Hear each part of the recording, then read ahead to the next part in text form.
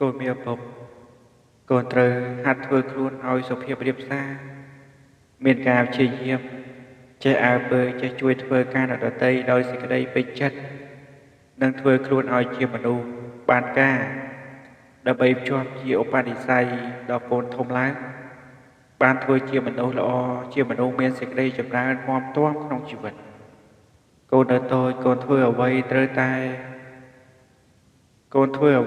ឲ្យនៅក្នុងការវឹកហាត់កសាងខ្លួនបើកូនមានស្មារតីកសាងខ្លួនជានិច្ចនោះកូនធ្វើអ្វីតែងតែមានរបៀបរៀបរយការបើមានរបៀបរៀបរយល្អហើយកូនអាចរៀនសូត្រនិងការធ្វើការងារផ្សេងបានដោយត្រឹមត្រូវតទៅកូននឹងបានជាមនុស្សមាននៅសេចក្តីសម្រេចនិងសេចក្តីចម្រើនឲ្យដល់ខ្លួនឯងព្រមទាំងសង្គមគ្រួសារសង្គមជាតិក្នុងអនាគតយ៉ាងពិតប្រាកដកូនត្រូវតែជាមនុស្សល្អដូចតទៅ1ជាកូនដែលល្អរបស់ឪពុកម្ដាយ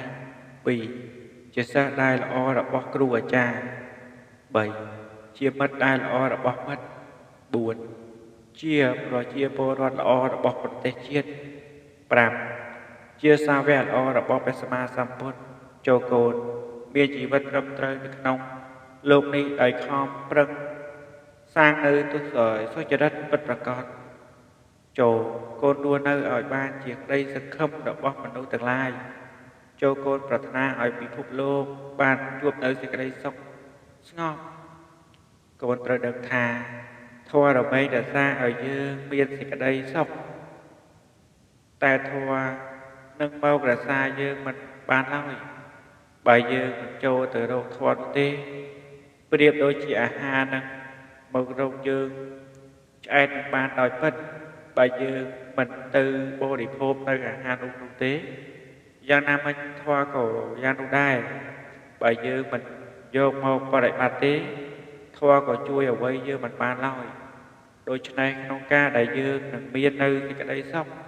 សេចក្តីចម្រើនទៅបានក៏ព្រោះតែយើងបានបប្រតិបត្តិនៅធម៌នឹងឯងធម៌ជារបស់ចាំបាច់ក្រៃលែងជាងអាហារក្រៃលែង